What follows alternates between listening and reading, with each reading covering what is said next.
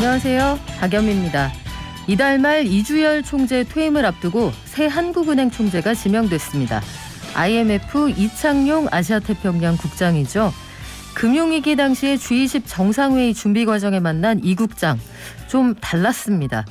화려한 이력보다 눈길을 끈 건 인품이었습니다.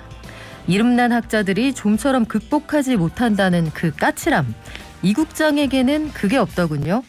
조용히 노력하고 목표에 기여하는 사람, 현장에서 본 이창용 지명자는 그랬습니다. 전례 없는 위기에 물가와 경기를 동시에 봐야 하는 게 새 한은 총재직입니다. 세계적인 이코노미스트를 둘러싼 정치적 논란이 아쉬운 건 그래서입니다. 3월 24일 목요일, 여러분은 지금 삶을 발전시킬 경제발전소를 듣고 계십니다.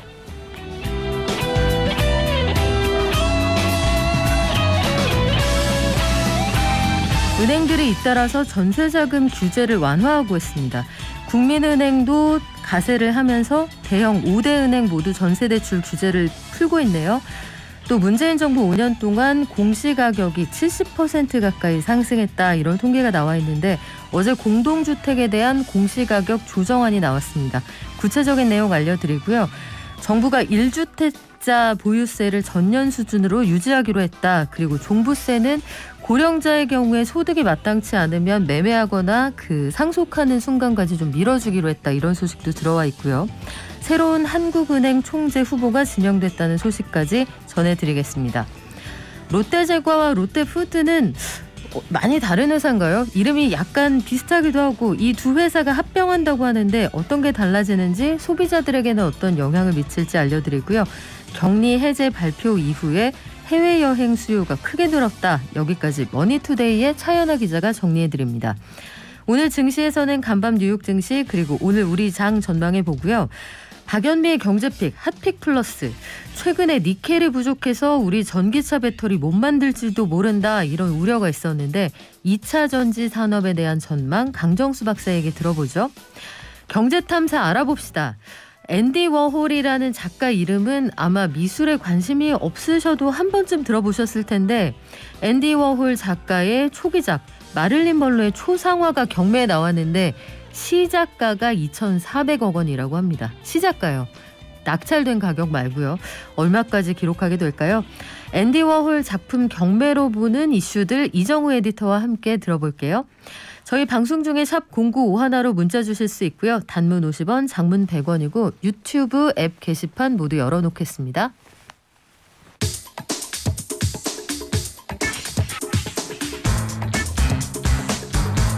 매일 아침 쏟아지는 경제 뉴스 10분만 투자하면 충분히 따라잡을 수 있습니다.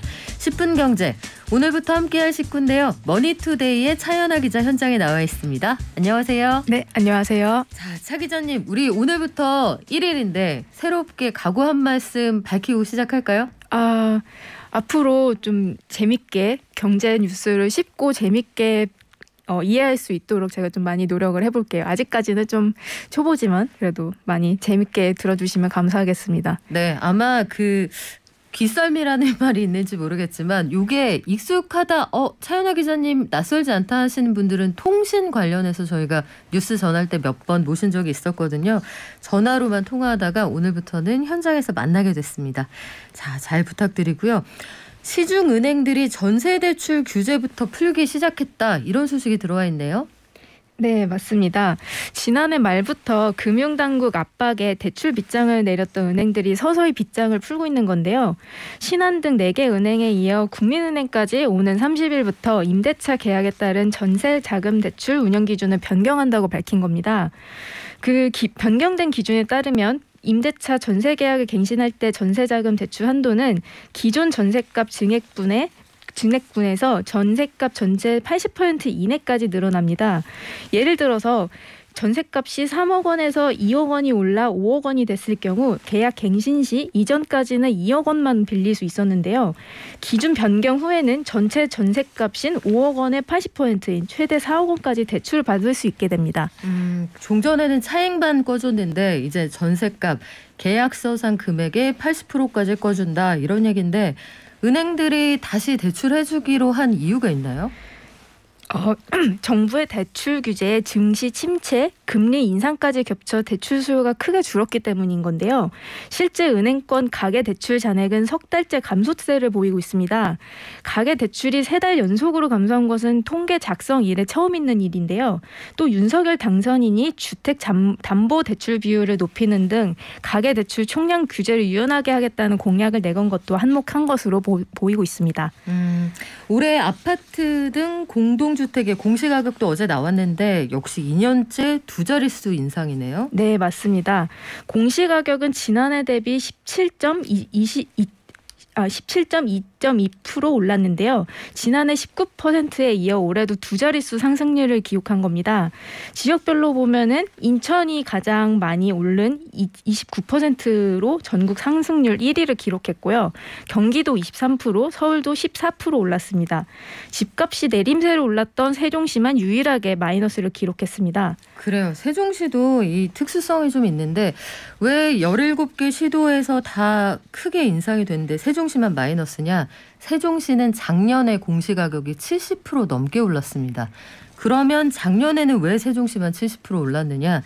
재작년 아파트 가격이 거의 50% 가까이 상승을 했거든요. 세종시의 경우에는 숫자가 좀 튄다, 미리 올랐다 이렇게 이해하시는 게 정확할 것 같고, 그래서 공시가격이 많이 올라서 재산세, 종부세 이거 걱정된다 논란들이 좀 있었는데 보유세를 동결한다. 이건 무슨 얘기인가요? 네, 공시가격이 오르면 부동산 보유세, 건강보험료와 같은 60여 가지 행정기준 지표도 모두 영향을 받게 되는데요. 이렇게 되면 1세대 1주택 소유자 같은 실수요자들 부담이 커지게 됩니다. 그래서 정부는 1세대 1주택 보유세를 산정할 때 지난해 공시가격을 그대로 적용하기로 한 겁니다. 지난해 공시가격을 그대로 적용한다. 이게 그냥 말로만 되진 않을 것 같은데 어떤 절차가 필요합니까? 예를 들어서 서울 시내의 한 전용 면적 84평방미터 아파트의 공시가격이 지난해 10억 2천만 원이었다고 가정을 합시다. 그러면은 올해 이게 11억 원 정도로 넘어선다고 보면 올해 이 집주인은 재산세도 더 많이 내야 하고 11억 원 이상부터 내야 되는 종부세 과세 대상으로 새로 포함이 되게 되는데요. 다만 이번 동결 조치에 따라서 지난해 공시가격이 그대로 적용되니까 10억 2천만 원에 해당하는 재산세를 내면 되고요. 종부세는 안 내도 되게 되는 겁니다. 다만 이 같은 완화 방안은 1세대 1주택자에만 한정이 돼서요. 단주택자들은 2년 연속 급등한 공시가격 영향을 피하기는 어려울 전망입니다. 그래요. 이 공시가격하고 세금을 어떻게 거둘 거냐 요거 관련해서는 아마 국회에서 조세특례제한법 개정안이 정리가 좀 돼야 할 텐데 국회에 갔다 와서 어떻게 될지, 그리고 어제까지 나온 안은 정부안이고요. 정치권에서는 작년 것도 비싸다. 2020년 기준으로 공시가격을 기준 삼자자는 주장이 있어서 이게 더 내려갈 가능성도 여전히 남아 있습니다. 저희가 속보 들어오는 대로 다시 정리해서 알려드릴게요. 새로운 한국은행 총재 후보가 지명됐다. 이게 어제 오후에 속보로 들어왔는데 어떤 사람이죠? 네, 문재인 대통령은 어제 신임 한국은행 총재 후보로 이창용 IMF 아시아 태평양 담당 국장을 지명했는데요. 청와대는 지명 이후로 국내외 경제, 금융, 통화 분야에 대한 이론과 실무를 겸비한 전문가라고 소개를 했습니다. 또 청와대는 윤석열 대통령 당선인의 의견을 충분히 들었다고도 강조했는데요. 정작 윤석열 대통령 당선인 측은 청와대랑 협의가 없었다면서 즉각 반발하고 나섰습니다. 윤 당선인 측은 청와대가 하는 총재 인선을 양보하는 제스처를 보이면서 감사원 감사위원회 인사를 강행하기 위한 의도가 아니냐라는 입장인데요. 앞으로도 하는 총재 지명을 두고 청와대와 윤 당선인 측 갈등이 진실 게임으로 이어질 전망입니다. 그래요. 새로운 총재 지명자, 세계적인 이코노미스트입니다.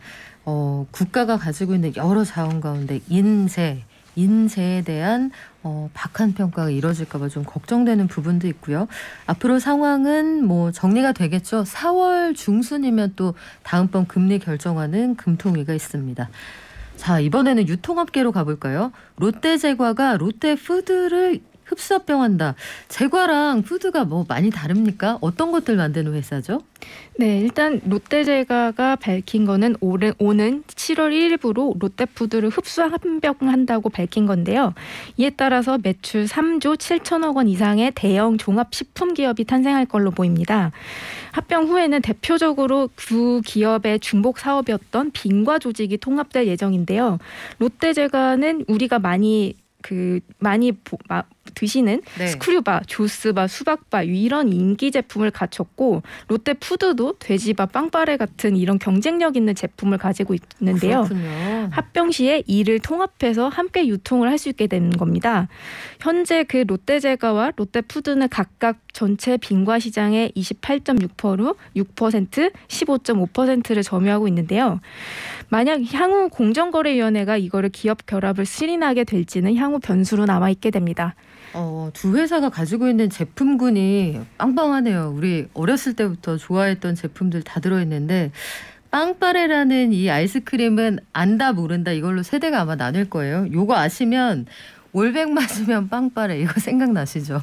이거 하나에 500원짜리 아이스크림이라 부의 상징이었습니다. 저희 어렸을 때.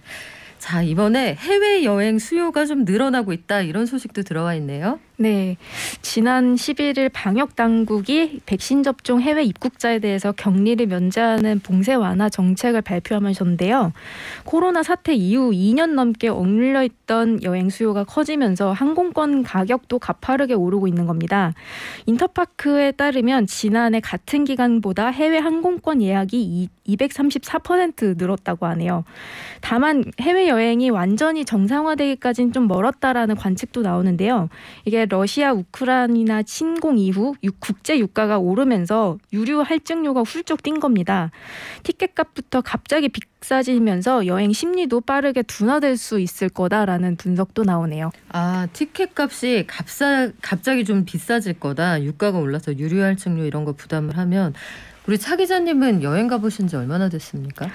한참 오래됐네요. 한 2년 전인 것 같네요. 그렇죠. 여행이 우리 단어에서 생활이 되는 데까지 이렇게 오래 걸릴 줄 몰랐는데 만약에 여행이 정말 본격적으로 재개가 된다. 차 기자님은 어디 가보고 싶으세요? 유럽을 가보고 싶은데 네, 마음처럼 언제쯤 빗장이 열릴지는 저도 잘 모르겠네요. 그래요. 뭐 격리가 면제된다고 해도 살아생전에 비행기를 다시 타볼 수 있을까? 사실 그런 생각하고 있거든요. 하지만 여행 업계에서는 격리 면제되고 나서 한 대형 여행 업체를 기준으로 봤을 때 티켓이 하루 만에 9,500장이 팔렸다고 합니다. 시장에서 느끼고 있는 이 여행에 대한 갈증도 우리가 짐작해 볼 수가 있겠네요. 오늘 머니투데이 차연아 기자와 첫날이었고요. 매주 목요일 날 오시는 거죠? 네, 맞습니다. 네, 앞으로 잘 부탁드릴게요. 오늘 말씀 고맙습니다. 네, 감사합니다. 코로나19 확산 상황 저희가 매일 알려드리죠. 그리고 주의합시다 이런 당부의 말씀도 드리는데 각 가정에서 어린이들, 청소년들이 확진자가 되면서 가족 간의 전파가 상당히 심각하다고 합니다.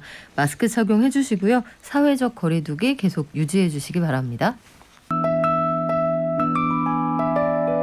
개미 한 마리, 개미 두 마리, 개미 세 마리가 사과를 들고 하나, 둘, 셋. 간밤 뉴욕 증시 그리고 오늘 우리 장 전망해 볼게요. 키움증권의 한지영 연구원 연결돼 있습니다. 안녕하세요. 네, 안녕하세요. 간밤 뉴욕 증시는 3대 지수가 또 다 하락을 했습니다. 왜 그래요? 네, 일단 저는 단기 차익 실현 성격이 좀 강하다라고 생각을 하고 있고요. 뭐 몇 가지 요인들을 보자면은 어제도 연준 위원들이 나와서 이제 50bp 금리 인상을 해야 된다. 잇따른 매파적인 발언을 한 가운데 국제 유가 같은 경우도 110달러를 재차 돌파하면서 경기에 대한 좀 우려들이 한 번 더 부각이 됐습니다. 그래서 이렇게 거시 경제상 대외 경제상 불확실성이 다시 한번 부각이 됨에 따라 최근에 주가가 좋았던 성장주를 중심으로 차익 실현 압력이 확대됐던 것으로 저는 생각하고 있고요. 이게 어제 미국 증시를 끌어내린 요인으로 바라보고 있습니다. 그렇군요. 최근에 그 참 재미있는 현상이라고 해야 할까요? FOMC 네네. 끝나고 나서 각 연은 총재들이 그렇게들 강경한 발언을 하는데 우리가 세인트루이스 연은 총재는 늘 매파적인 발언 최전선에 있는 사람이다 가정을 해도요. 샌프란시스코 연은, 클리블랜드 연은 총재도 5월이나 6월에 금리 한 번에 0.5% 올리자 이런 주장을 하고 있더라고요. 네, 맞습니다. 그래서 지금 연준 내에서도 이제 성향이 뭐 비둘기파, 매파, 중도파 이렇게 구분할 수 있는데 중도파 위원들도 지금 50bp 한 번에 0.5%포인트 금리 인상을 주장하고 있습니다. 그래서 저도 봤을 때 지금 연준 내부적으로 연내 이 빅스텝 인상이라고 하죠. 이제 50bp 인상의 필요성에 대해서 공감대가 형성이 되고 있는 것으로 보고 있고요. 어제도 말씀드렸지만 이미 골드만삭스 같은 경우는 5월이랑 6월 FOMC 두 번 회의에서 각각 0.5%포인트씩 총 1%포인트 금리 인상 가능성을 열어놓고 있는 것으로 보입니다. 그래서 지금 3월 FOMC 당시에는 이제 50bp 인상한다는 이야기가 나오긴 했었지만 그때는 이 50bp 인상이 소수 의견이었지만 지금은 이제 소수 의견이 아니었다는 거죠. 그래서 연준 위원들 대다수가 공격적인 금리 인상을 언급하고 있다는 게 투자자들 입장에서는 불안 요인인 것은 맞지만 한편으로는 다른 관점에서 봤을 때 연준은 시장과 소통 강화를 통해서 1월 달과 같은 긴축 발작의 충격을 최소화하는 데 주안점을 두고 있지 않나라고 바라보고 있습니다. 그래서 뭐 일각에서는 어차피 매번 FOMC 때마다 매번 미국의 금통위 때마다 불확실성이 부각이 되는 것은 불가피하지만 여기에 대한 증시의 민감도 혹은 변동성 확대 정도는 지난 1, 2월에 비해서는 제한적일 것이다라는 의견들도 나오고 있습니다. 그렇군요. 어제 증시를 보면서 여러 가지 생각이 좀 교차했는데 일단 국제유가는 다시 급등했잖아요. 네, 맞습니다. 이게 러시아하고 우크라이나 그 사이의 전황이 어떻게 달라지느냐에 따라서 일희일비하는 장인데 좋지 않은 소식들이 계속 들어오고 있어요. 일단 러시아가 화학무기를 사용할 가능성이 있다. 그리고 천연가스 사가려면 루블화로만 결제를 받겠다. 증권가에서는 이런 상황 어떻게 보고 있습니까? 예, 맞습니다. 그래서 우크라이나 사태가 촉발한 지금 인플레이션 문제도 증시가 반등할 때마다 발목을 끌어내리고 있는 것으로 보고 있어요. 그리고 유가 같은 경우도 아까도 말씀드렸지만 $110 돌파하면서 이제 스태그플레이션 우려까지도 점증이 되고 있는데 또 뭐 당장의 그 극적인 돌파하고 마련은 어렵겠지만 저는 좀 주목해서 봐야 될 게 오늘부터 이제 26일까지 잇따라 예정된 나토, EU 정상회담에서 서방 국가들이 전쟁의 충격을 최소화하는데 그 쟁점을 두고 있을 것으로 보고 있습니다. 그래서 이 회의를 통해서도 이번 회담을 통해서도 일정 부분 우크라이나 사태의 진정을 시킬 수 있을 만한 좀 잠재적인 힌트들을 저희 투자자들이 찾을 수 있지 않을까라고 생각을 하고 있고요. 또 오늘 오전 초반에 그러니까 미국 증시가 마감한 뒤에 나온 하나의 좀 반가운 소식은 미국 무역대표부에서 2018년도 트럼프 정권에 있었던 무역 분쟁에 시행했던 중국산 제품에 대한 관세를 예외시키기로 결정했다라고 발표를 했습니다. 저는 이것도 나름의 긍정적으로 볼 수가 있는데 왜냐하면은 미국 역시 지금 지정적인 문제 해결을 넘어서 자국 내 물가 관리에 총력을 기울이고 있다라고 저는 시사하고 있고요. 또 이거는 중장기적으로 혹은 잠재적으로 인플레이션 불안을 진정시키는 요인이 될 수 있다라고 생각을 하고 있습니다. 그래요. 러시아에 대해서 제재를 하고 있지만 그 제재에 대한 후과를 러시아만 받는 건 아닙니다. 전 세계가 소비자 물가 상승이라는 걸 감내하면서까지 러시아를 제재하고 있는 이런 상황인 건데 오늘 우리 증시는 어떻게 출발하고 있나요? 예, 뭐 미국 증시가 1% 넘게 빠진 반면에 한국 증시, 국내 증시는 지금 코스피랑 코스닥 모두 0.5에서 0.6%대 하락세를 보이고 있습니다. 대부분 뭐 종목들이 약세를 보이고 있지만 전반적인 하락폭은 좀 제한적인 흐름을 보이고 있고요. 오늘 뭐 삼성전자 같은 경우도 주가가 0.5%대 하락을 하고 있는데 뭐 거시 경제상 불확실성 요인도 있지만 그 아까 전해진 바에 의하면은 상속세 납부 자금 마련으로 추정되는 오너 일가의 1.3조 원대 규모의 대량 매도 소식도 삼성전자 주가를 좀 제한시키는 요인이 아닌가라고 바라보고 있습니다. 네, 두산은 그 두산 일가에서 내다 파는 주식의 양이 상당할 것으로 예상이 되는 상황인데 두산 쪽은 어때요 오늘? 두산 쪽도 어제 좀 주가 많이 빠졌었는데 오늘도 유사한 흐름을 지금 보이고 있는 상황입니다. 그렇군요. 지금까지 키움증권의 한지영 연구원이었습니다. 오늘 말씀 고맙습니다. 네, 감사합니다. 네, 아까 빵빠레 얘기했더니 난리 났네요. 빵빠레가 어디 500원이냐 300원이었다. 잘못했습니다. 제가 생각해보니까 300원이었네요. 아, 이게 올랐어요. 제가 3학년 때까지 300원이었고요. 국민학교 졸업할 때쯤 500원이 됐던 것 같기도 하고 아닌가요? 그 500원 언제부터였지? 500원 언제부터였던 건지 기억하시는 분 요 정확히 근거를 제시해 주시면 제가 후일 크게 보답하겠습니다. 자, 저희는 점점 비싸지고 있다는 2차 전지 얘기를 오늘 준비를 했는데 2차 전지가 결국은 배터리로 가는 전기차의 핵심적인 부품이잖아요. 배터리 값이 절반이다 이런 얘기가 나올 정도인데 어제도 LG화학이 2차 전지의 그 R&D 비용으로 5조 원을 투자하겠다 이렇게 발표를 해서 시장이 한번 놀라기도 했거든요. 그런데 여기에 들어갈 니켈 같은 원자재가 부족하다, 너무 비싸진다는 얘기도 있습니다. 고성능 차세대 2차 전지 시장을 두고 각국이 경쟁을 벌이고 있다는 소식도 있고요. 앞으로 어떻게 될까요?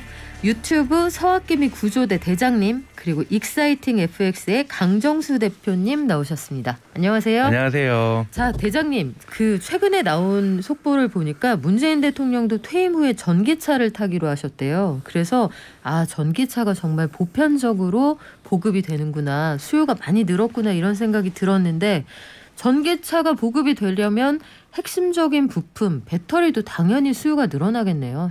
네, 지금 시대를 요즘 전기차 혁명의 시대라고도 얘기를 하고 있습니다. 그러니까 정부의 어떤 규제들 또는 기후위기와 관련해서 이런 다양한 규제들에서도 그렇고 이제는 공급이 수요를 못 쫓아가는 상황, 즉 전기자동차를 만들기만 하면은 다 팔리는 시대로 지금 전환이 되고 있죠.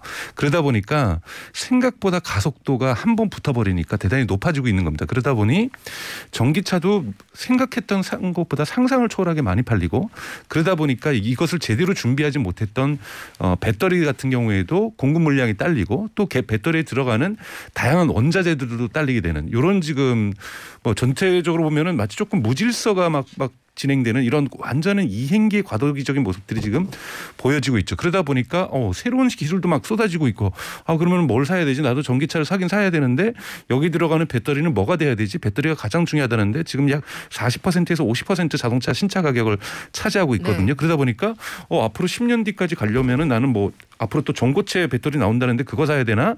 아니죠. 지금 우선은 일단 전기차를 무조건 살려고 하기 때문에 안에 어떤 배터리가 들어가든지 다 지금 팔리고 있거든요. 그렇기 때문에 여러 가지 소식들이 지금 다방면에서 터져나오고 있는데 큰 방향은 무조건 전기차 시대로 가고 있고, 무엇을 집어넣든지 간에 A라는 물질을 집어여서 B라는 물질을 집어여서 C라는 물질을 집어여서든 다 팔리고 있다. 뭐 이렇게 보시면 될 것 같습니다. 그렇군요. 사실 지금 아마 자동차 대리점 가보신 분들 아시겠지만 원하는 모델을 고를 수는 있죠. 하지만 인도 시점은 내년쯤. 네. 보통 분위기가 이렇습니다. 네. 그래서 그 배터리 회사들도 굉장히 발빠르게 움직이고 있다고 해요. LG 에너지 솔루션은 적극적으로 투자를 하겠다. 어제 제가 아까 LG 화학이라고 말씀을 드렸나요? 엔솔. LG 에너지 솔루션이 미국의 완성차 업체 또 여러 회사들과 손을 잡고 있는데 스텔란티스하고 손을 잡았다 이런 소식도 있어요. 네, 맞습니다. 어제 LG 엔솔이 발표를 했는데요. 스텔란티스 즉 뭐 우리나라한테는 크라이슬러라든지 GB라든지 또는 유럽의 피아트라든지 시트로행으로 유명한 회사죠. 합병한 회사인데 그 회사는 합작으로 배터리 공장을 만들겠다. 그래서 캐나다 쪽에다가 1조가 넘는 돈을 투자하겠다. 이런 식의 얘기도 발표를 했었고요. 또 이미 LG 엔솔 같은 경우는 GM하고도 하고 있고요. 사실은 그리고 또 한국의 많은 기업들이 글로벌 완성차 기업자들하고 합작해가지고 지금 배터리 공장도 짓고 있습니다. 왜냐하면 지금 지어도 빨라야 2025년, 2026년 앞으로 한 3, 4년 뒤에나 양산이 되는 거거든요. 그러다 보니까 그때 되면은 어마어마하게 필요한 거죠. 근데 저희가 한국 에너지 기업들에만 배터리 기업들에만 소식을 접하고 있지만 사실은 폭스바겐 같은 경우에는 지금 유럽에다도 3개, 그다음에 중국에다도 2개, 그리고 뭐 미국에다도 3개.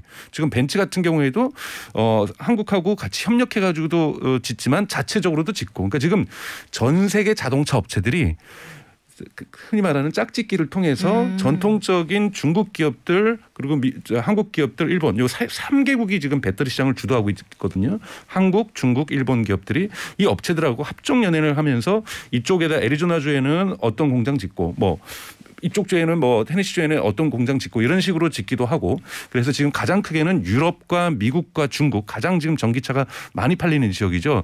이곳에 어마어마한 공장들이 지금 계속해서 건설되고 있다라고 보시면 될 것 같습니다. 네. 글로벌 수요가 그만큼 많다는 얘기일 텐데. 거의 폭발적이죠. 그러니까 내연기관 시장이 다 죽어버리고 전기차 시대로 가게 되면 이 수요도 감당하기 이렇게 많이 공장 짓고 있는데도 감당하기 어려울 거라는 예측도 있습니다. 아, 그렇군요. 말씀하신 것처럼 미국 애리조나주의 배터리 공장 설립을 위해서 돈을 대고 있다 이런 얘기도 있어요. 네.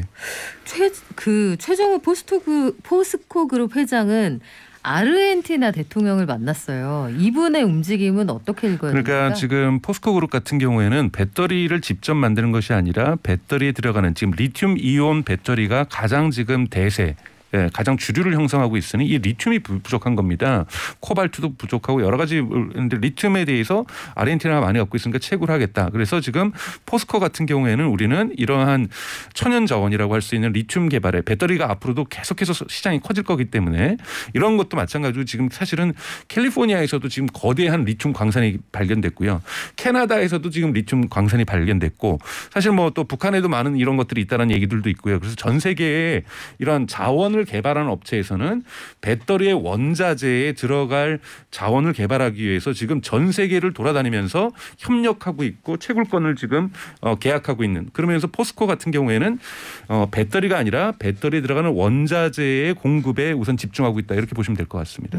이것도 대단히 커지는 시장이라고 볼 수 있고 미래 가치가 대단히 높죠. 그렇군요. 포스코는 최근 들어서 철강회사 이미지를 벗으려고 굉장히 열심히 노력하고 있거든요.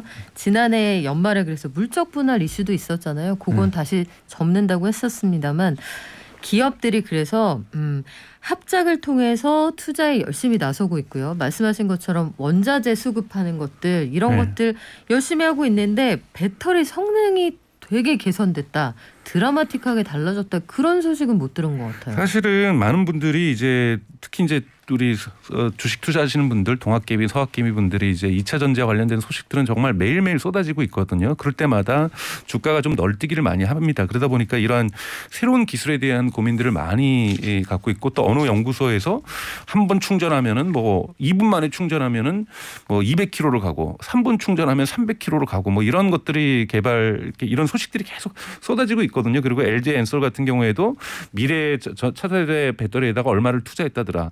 그다음에 뭐 SK온에서도 투자했다더라. 삼성 SDS도 어디에 투자했다더라. 그러면 그 투자를 받았던 한국 협력 업체들의 어떠한 흔히 말하는 관련주라고 하는 이런 부분들이 막 주가가 요동을 치는데요.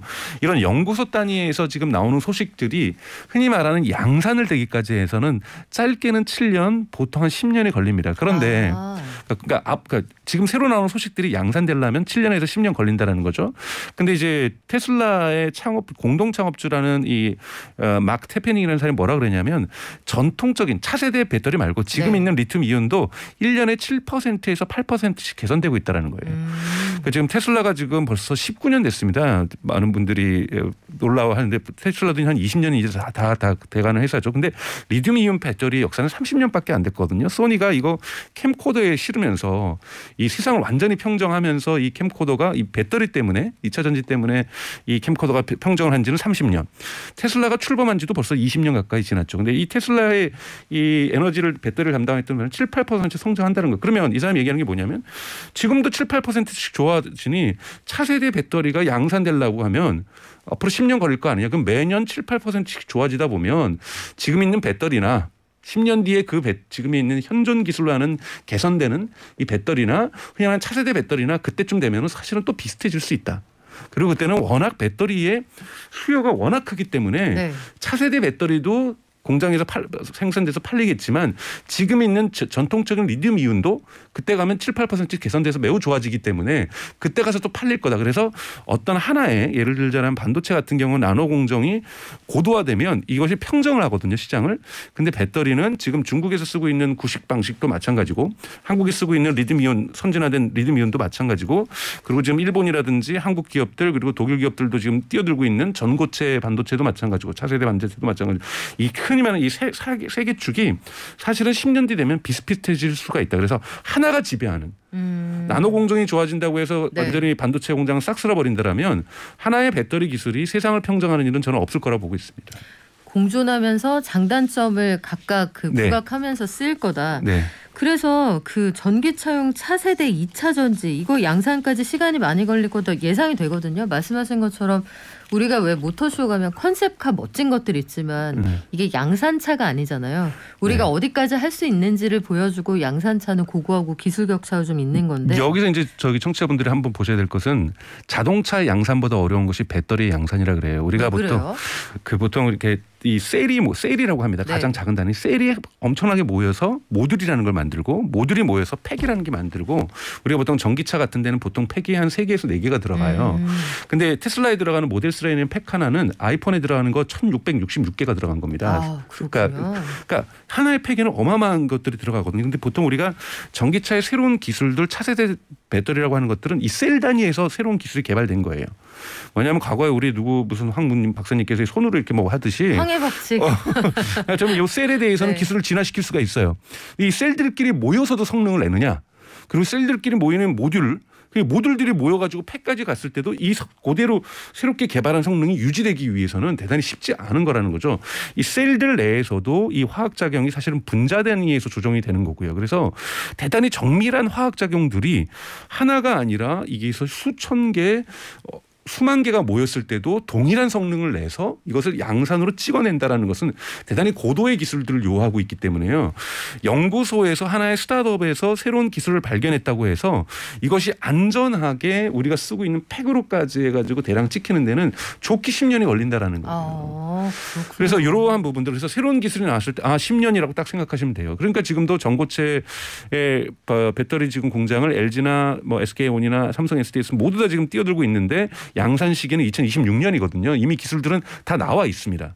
그런데도 양산하려면 공장 짓는 데도 오래 걸리고 이것을 정말 안전하게 생산하는 데까지는 적지 않은 시간이 걸린다는 거죠. 방금 전고체 배터리 잠깐 말씀을 해 주셨는데 우리가 배터리 얘기 나오면 나 투자해야지 아마 작년 재작년에 공부 좀 하셨던 분들도 배터리라는 게 팩형이 있고 곽형이 있다고 한다.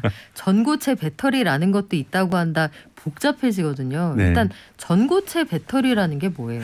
우선은 이제 양극과 음극으로 이제 배터리라는 것들이 이루어져 있는데요. 이것들이 충전하고 방전하는 과정 속에서 이동을 하게 됩니다. 플러스하고 마이너스 사이를 어떤 물질들이 이동을 하게 되는데 이 사이를 액체로 채우고 있는 것이 지금 리튬 이온이고 이 사이를 고체로 채우려고 하는 것이 전고체 배터리라고 쉽게 이해하시면 되는데요. 액체라는 것들은 이것이 이제 폭발한다든지 발열을 한다든지 이럴 가능성이 좀 더 높고요. 고체는 이것이 폭발한다든지 좀 뭐 배터리가 폭파했던 사건 사고들 종종 뉴스에 나오지 않습니까? 이런 안정성 문제에서 훨씬 더 고체 배터리가 안정성이 뛰어납니다. 그러다 보니까 이것을 차세대라고 보는 거고요.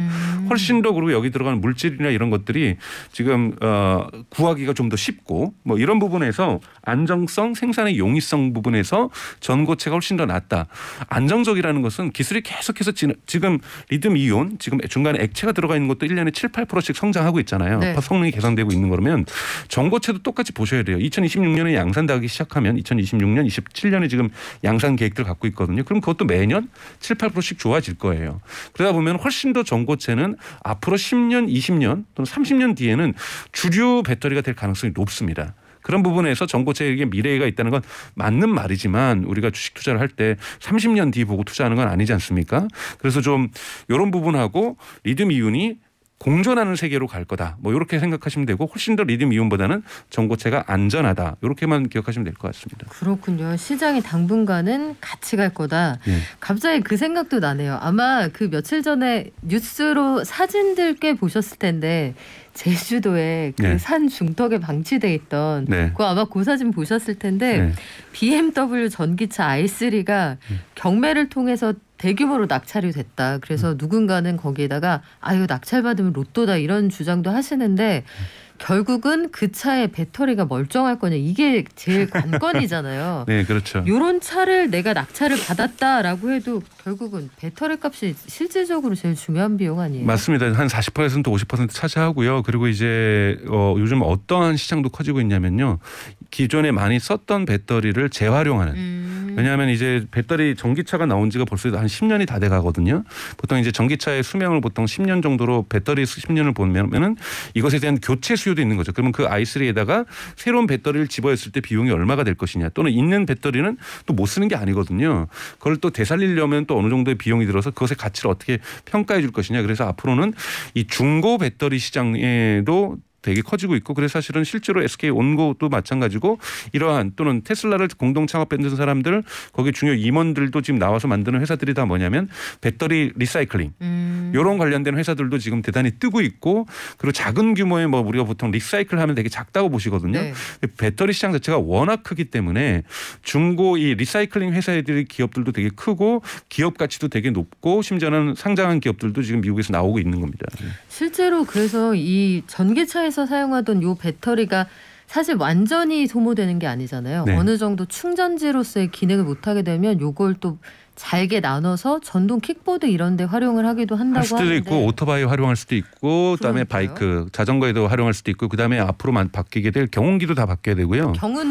경운기도 다 바뀌어야 돼. 심지어는 경운기 미국은 바꿔야 지금 돼요. 한국은 네. 많이 없지만 잔디 깎는 기계들 그다음에 이제 블로우 기계라고 해서 이 낙엽 이렇게 바람하는 것들 이런 것도 지금 다 사실은 디젤 쓰고 있거든요. 맞아요. 그 냄새 엄청 네, 나게 이것도 나죠. 지금 다 미국에서는 이미 유럽에서는 전기로 바뀌고 있고요.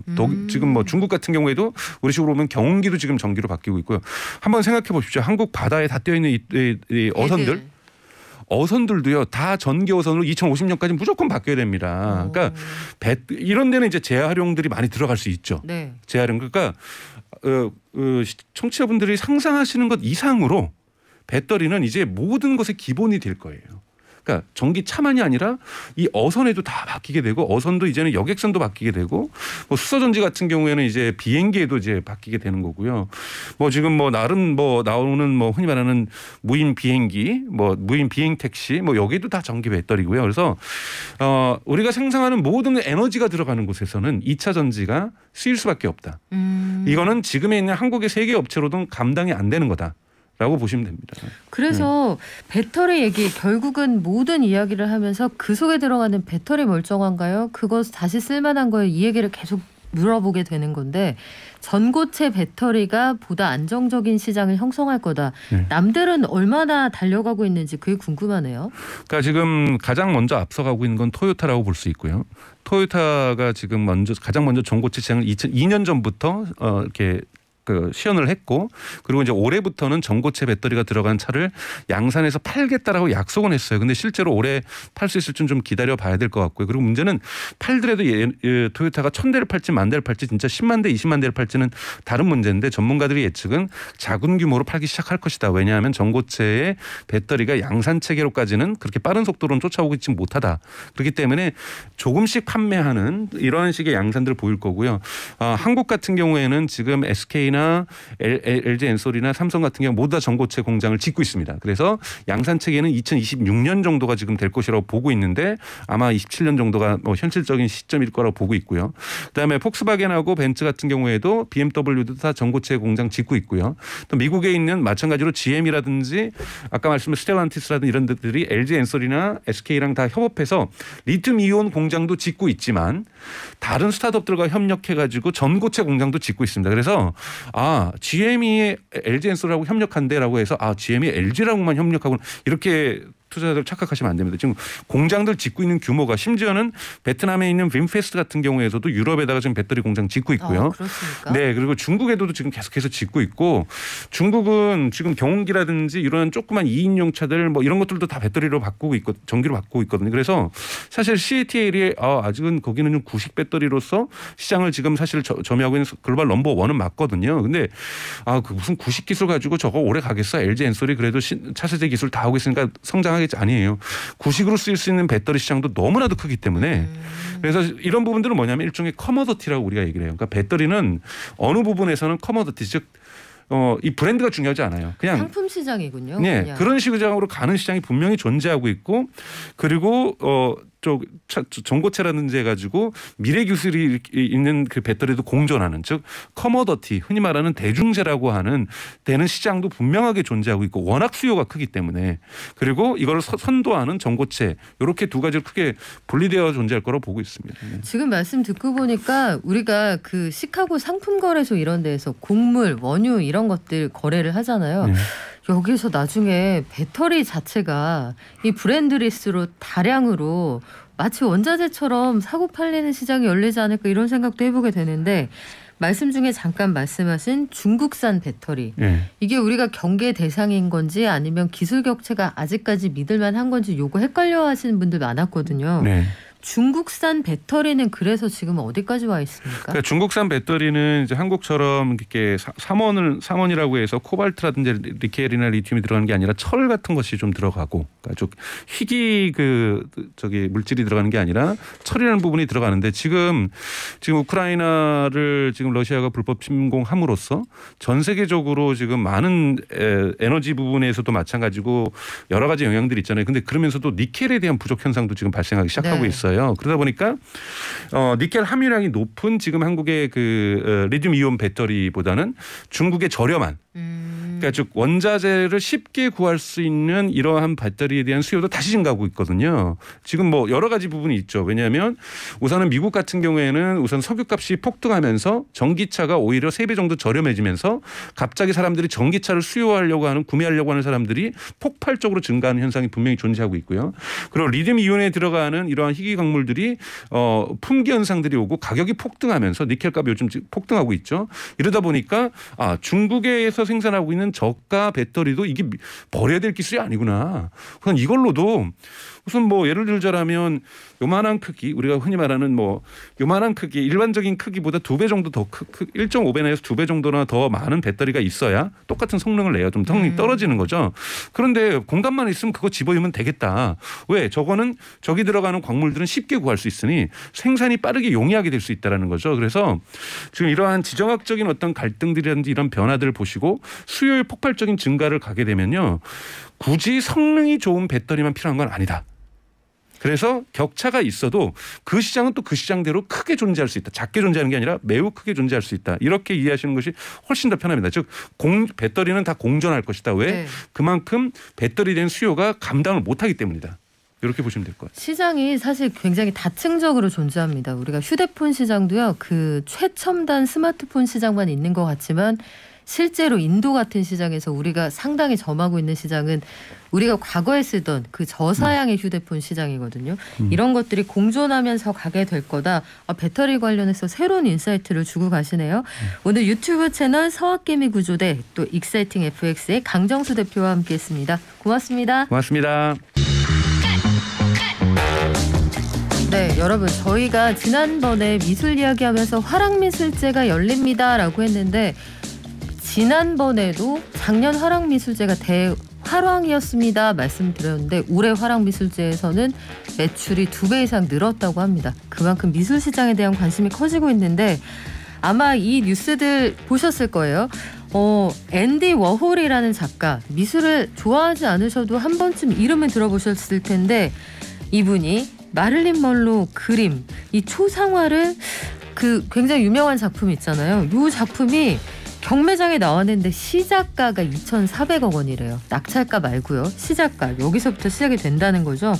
앤디 워홀 작품 경매로 다시 한번 미술 시장에 대한 관심이 높아지고 있는데 지금 미술 시장에선 어떤 일들이 일어나고 있을까요?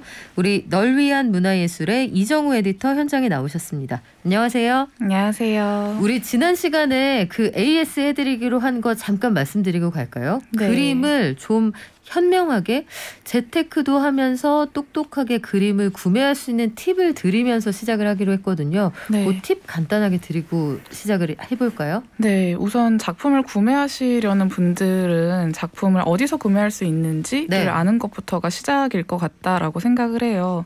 미술품 구매 같은 경우에는 크게 1차 시장 그리고 2차 시장으로 나뉘는데요. 1차 시장은 쉽게 말하면 한 번도 팔린 적 없는 새 작품, 새 상품을 구매하는 시장이고 2차 시장은 중고 마켓 같은 것들을 의미합니다. 누군가에 의해서 한 번 소장된 작품을 구매하는 시장인데요. 1차 시장 같은 경우에는 이제 갤러리들, 삼청동이나 청담동이 있는 곳에서 구매를 하시거나 지난주에 진행됐던 화랑미술제 같은 아트페어에서 구매를 하시거나 혹은 작가에게 직접 구매하는 방법 등이 있습니다.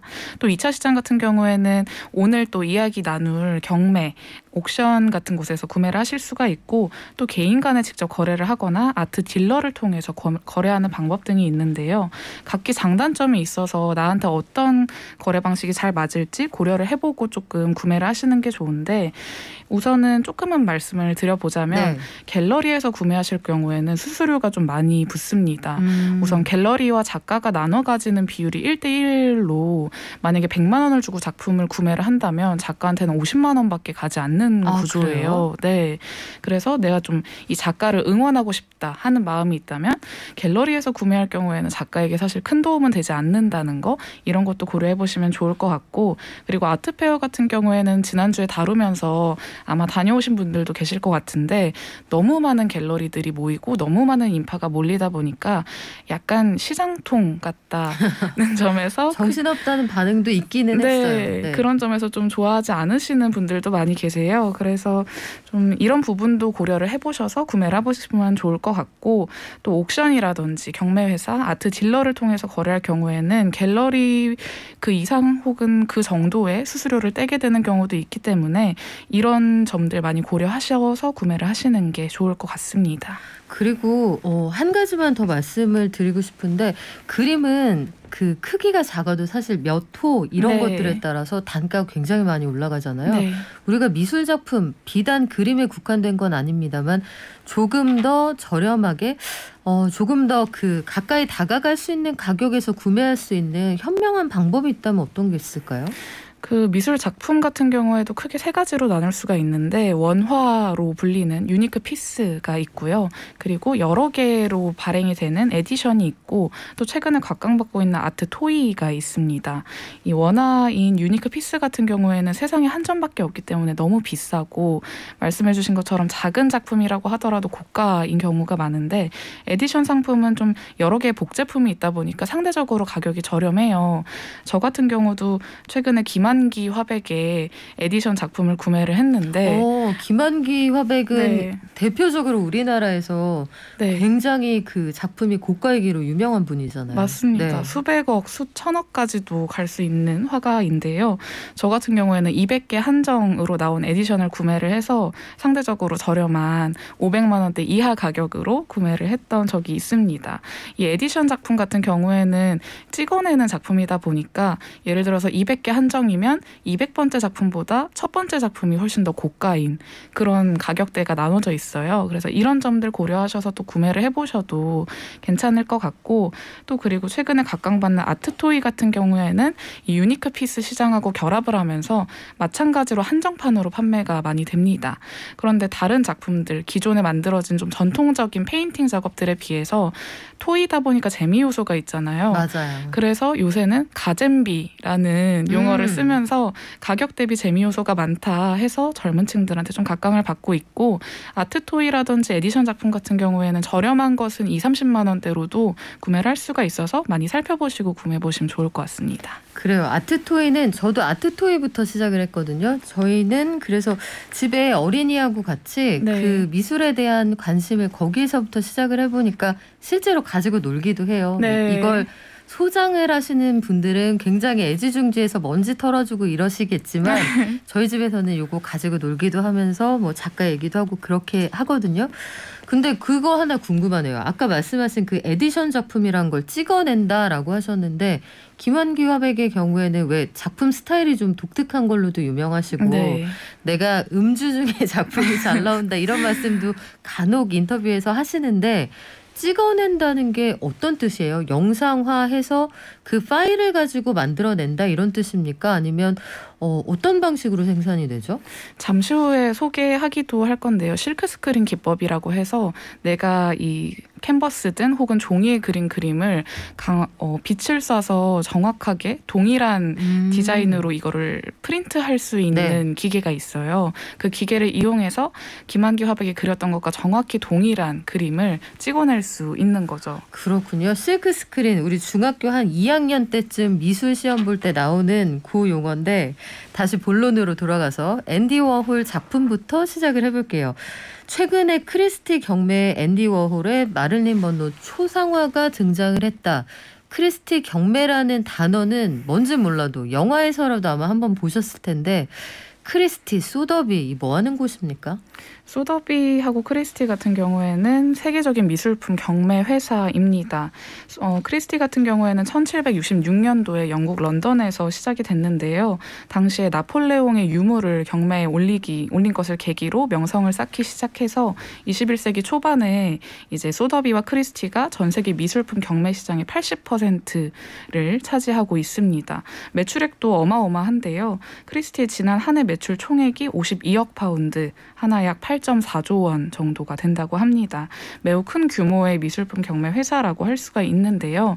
그런데 미술품만 거래되는 것은 아니고 좀 동양의 도자기 작업이라든지 마리 앙뚜아네트의 보석이라든지 여러 가지 진귀한 유물들도 많이 판매를 하고 있습니다. 그렇군요.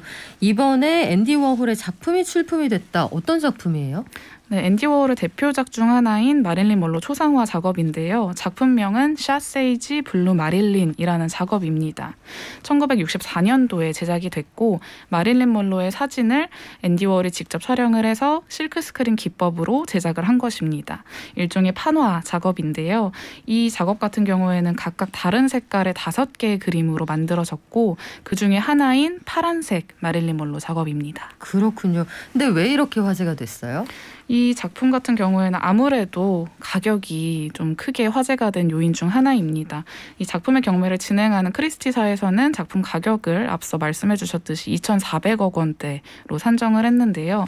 이 금액하고 비슷한 금액 혹은 이 금액대로 낙찰이 된다면 이 역대 미술품 경매 낙찰가 순위 2위를 탈환하게 될 것으로 보입니다. 2,400억에서 시작해도 역대 2위라고요? 네. 그럼 1등은 누구예요? 1등은 이제 레오나르도 다빈치가 그린 살바도르 문디라는 작품이고요. 못 이기겠네요. 네, 하나 가격이 약 5,400억 원대. 마릴린 먼로의 2배 정도가 됩니다. 그래요. 레오나르도 다빈치 인정. 네. 못 이길 것 같아요. 근데 이게 작품의 시작 가격 이런 거 누가 매깁니까? 이런 시작가, 추정가 같은 것들은 경매 회사에서 주로 매기는데요. 그간의 경매 데이터를 통해서 매기는 경우도 있고 작가의 명성을 고려해서 매기기도 하고 혹은 작품 자체가 갖는 가치를 보고 매기기도 합니다.